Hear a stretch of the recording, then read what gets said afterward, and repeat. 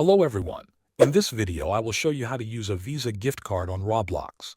First, open your web browser or the Roblox app and log into your Roblox account using your username and password.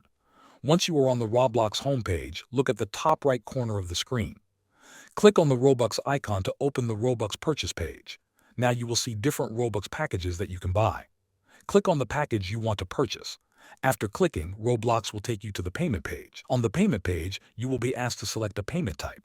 Choose the option for credit or debit card. Once selected, a form will appear where you need to enter your card details.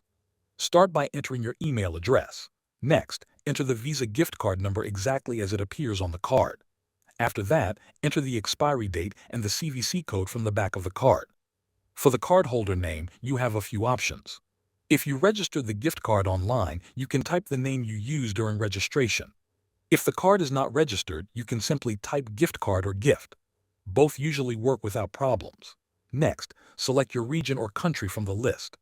When everything looks good, click on the Pay button and wait for the payment to process. If the payment is successful, the Robux will be added to your account right away. Thanks for watching.